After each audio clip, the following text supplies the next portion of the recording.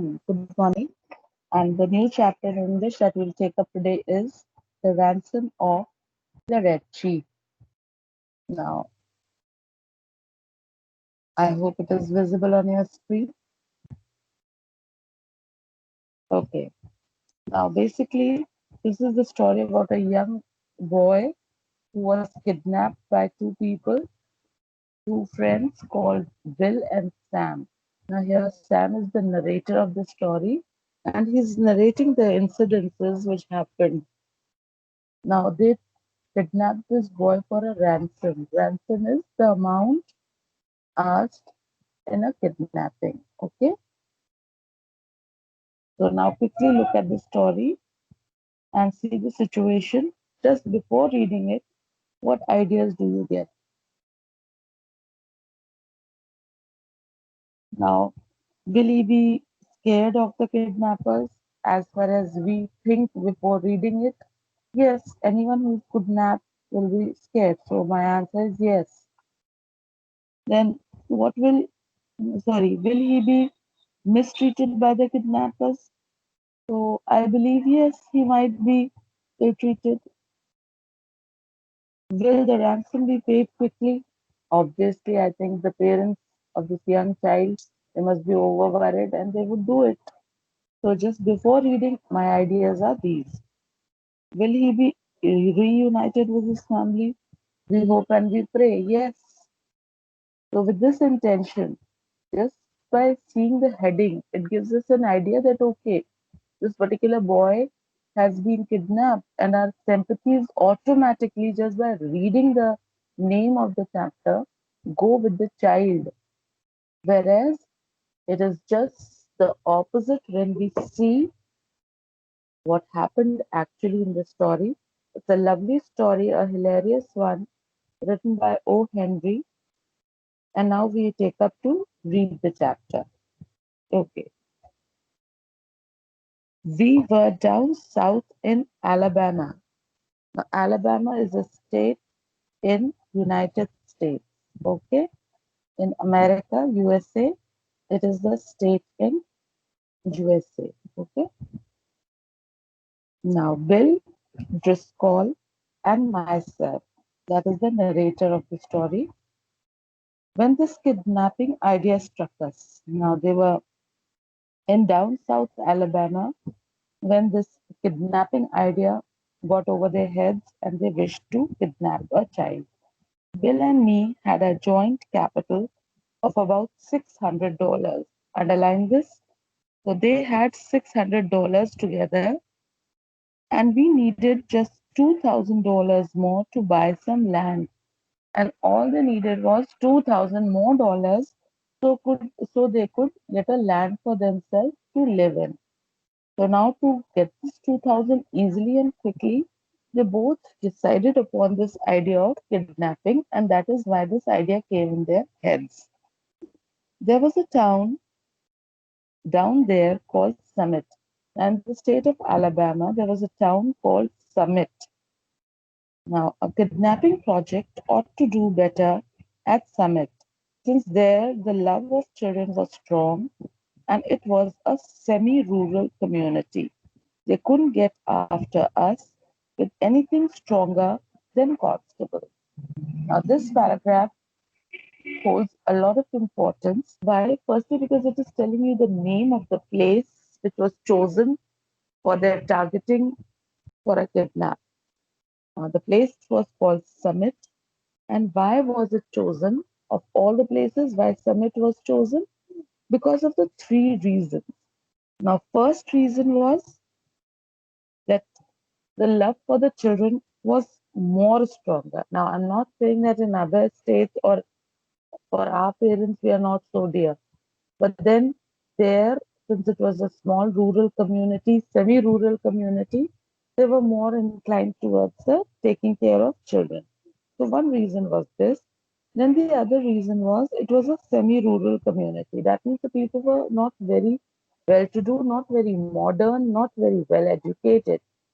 So they could easily give up to these false practices. And the third and the prime reason was that there no law was very forceful. They only had their approach since they were simple people, since they were easy and illiterate people. So their only range to apply for a complaint could be a constable. जो राह चलता constable है उससे शिकायत करने की limit थी उनकी, because they were not so high approachable, they were not high fi people. So these were the three reasons which are mentioned in the paragraph telling you that why this place was chosen. Now, we selected for our victim the only child of a prominent citizen. So finally they chose a victim whom they decided that they'll kidnap that particular child, and that particular child belonged to a prominent citizen. Please underline the name of the citizen, Ebenezer Dorset. Now, he was the one who was a very renowned citizen. He was a person who was a money lender, basically. The father was a respectable man in the building trade. Underline building trade, that is, he was into trade and commerce, and he was the one who was very prominently known and common in that place, which was a small semi-rural community. Okay.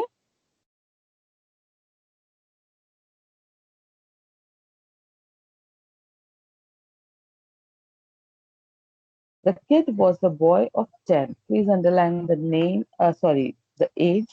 He was 10 years old. Bill and me figured that Ebenezer would melt down for a ransom of $2,000.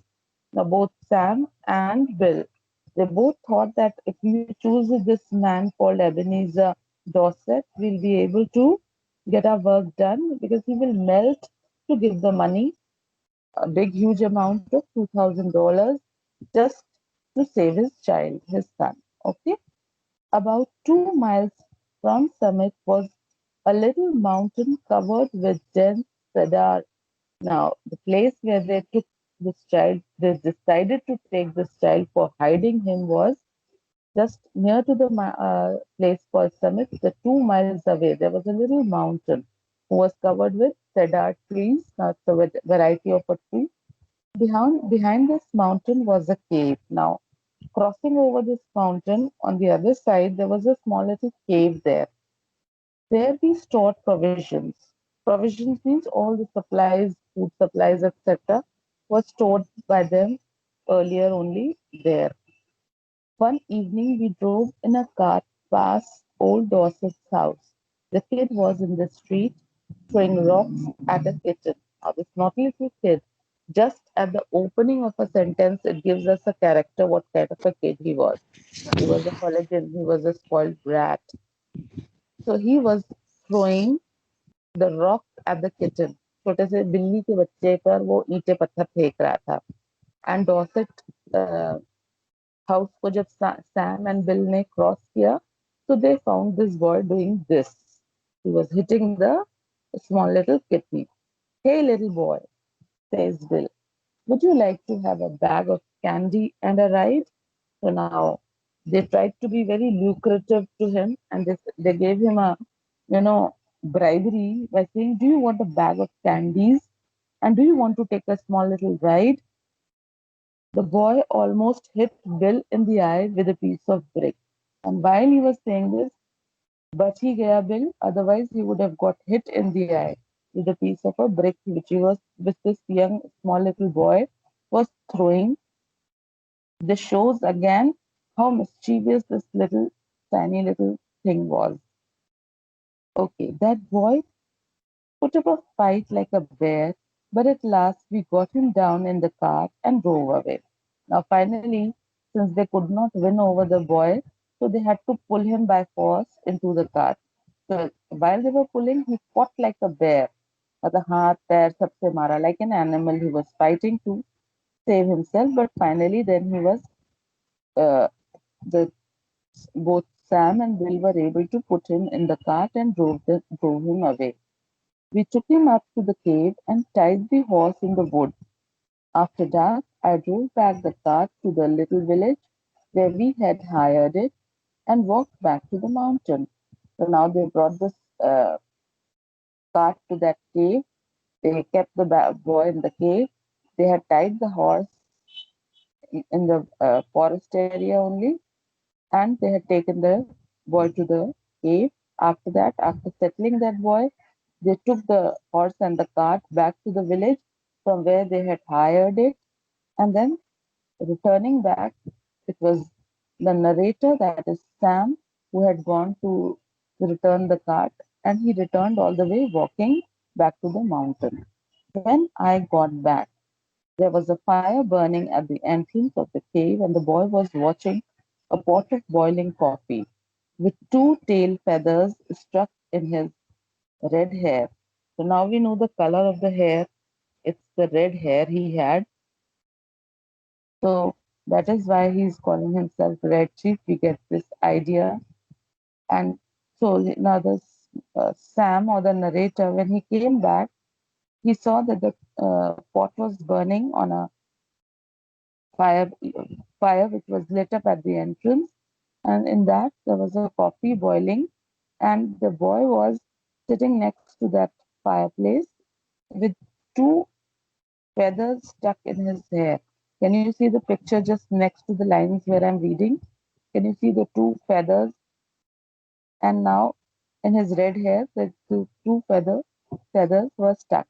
He pointed a stick at me and said, "Ha! Do you dare to enter the camp of Red Chief, the terror of the plains?" So now he is behaving as if he's a superpower or a don or something, and he's proclaiming, "Listen, dare not enter my territory. Do you have the authority? Do you have the courage to enter in my territory, in my area, where the terror of the plains?" He calls himself the terror of the plains. That means that particular area, he was the terror. He was the one whom people were scared of. So he was enacting as if he was a vagabond, as if he was a don of the place. "He's all right now," said Bill, rolling up his trousers and examining some bruises on his leg. So when Sam had entered, he was surprised to see this boy acting like a chief, and he calling himself as a red chief. Now, to see this, Bill interrupted, and he said, "No, no, don't worry. He's all right now. Now he's not howling and shouting the way he was fighting like a bear earlier. He's okay now." And while saying this, he was pulling up his trousers. And why was he pulling up his trousers? Just to examine the bruises on his leg. And now, where these bruises must have come from? From the howling and the shouting and the tantrums thrown by this little boy. So Bill must have got hurt, and he was checking his wounds. "We are playing Indian. I am Old Hank, the trapper, Red Chief's captive. That kid can kick hard." So now Bill explains, "You see, I am playing Old Hank with this child, and I am a trapper, and I serve under this Red Chief. He's the Red Chief. He calls himself the Red Chief, and we are playing that kiddish game. But beware, this child kicks very hard." अच्छा कि बहुत लाते वाते मारता है, kick करता है. Okay. "Yes, sir," said boy, seemed to be having the time of his life. So now he's saying, "Yes, sir, be careful. Whatever Bill says, agree to it." Why? Because I'm the boss. Clear? He immediately named me Snake Eye.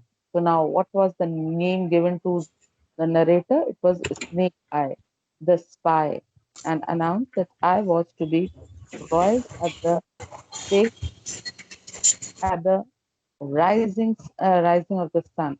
So he was told that this, "You Snake Eye, be careful, because you will be broiled, you will be cooked up before the sun rises in that same burning pot."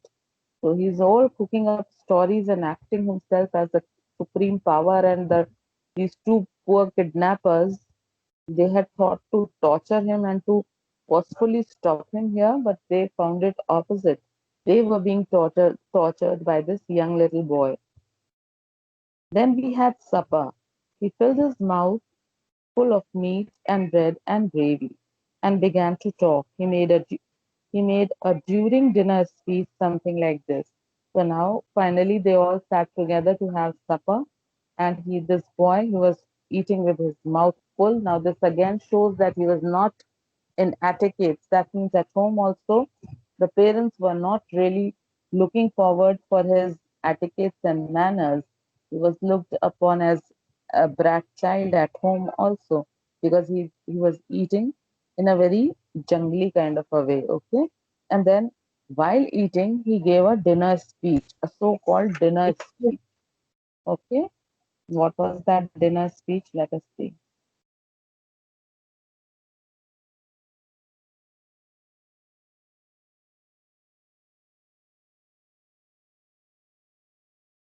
Okay, can you see the picture? I like this fine. I never camped out before, but I had a pet cat and I was 9 last birthday. So now he's giving all stupid information, whatever he could. Now, first thing he said, yeah, I like this fine. That means he likes this area and the food and everything staying here.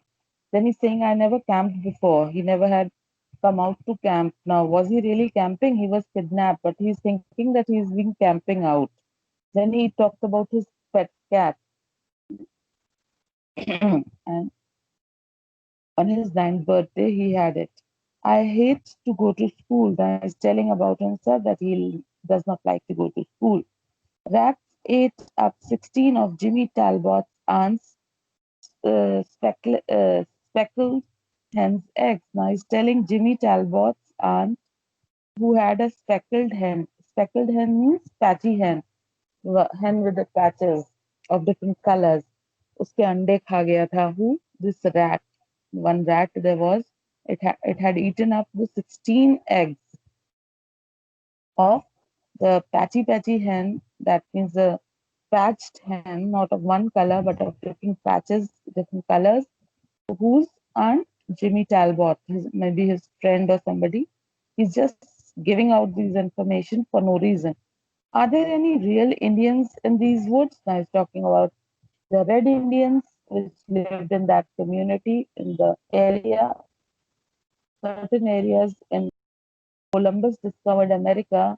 He was looking for India, and when he reached America, thinking that it is India, so the place he called was India.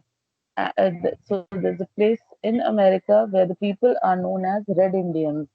So now he's saying, are there really Red Indians here in the woods? I want some more gravy. Now, all of a sudden, after this question, he asked, yeah, give me some more gravy.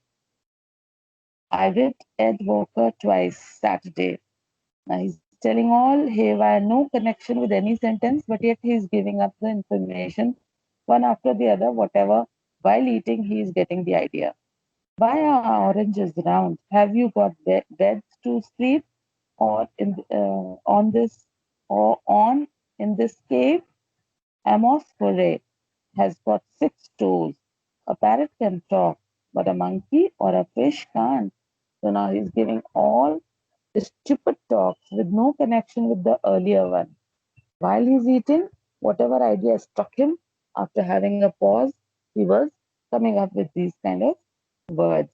And this whole thing, Sam is calling as a dinner speech. Why? Because actually the etiquettes say that we shouldn't be talking while having dinner. And if at all talking, it should be before having dinner. We should be praying before eating our meals.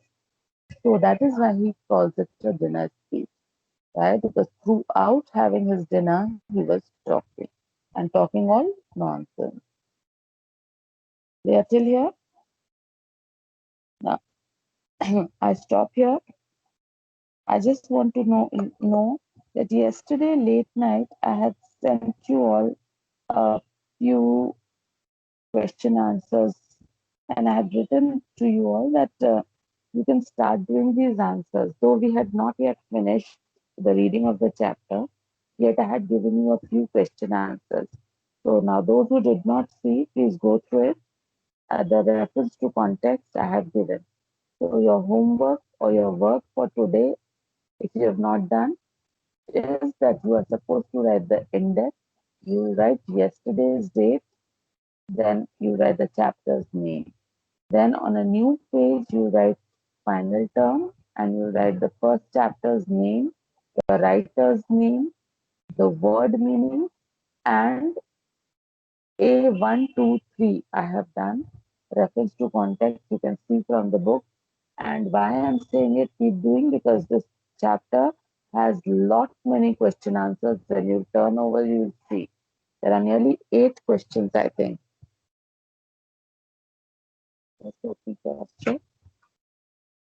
Yes, there are nearly 8 questions which we have to do. So that is why whenever I get time, even if I'm able to do 2 or 3 answers in a day, I write them and I send them to you through a PDF. So I would request you all to please go through it and do it. So that's the work. And yesterday I had sent you a story also. I hope you must have gone through it. Did you? Since you're not answering when you're supposed to, I'll take it okay. You have not seen. But if you've seen, it's good. If you're not seen, please see it. You'll get an idea. Okay, so with this, we Ma'am, end. seen. Good. Thank you for that responding.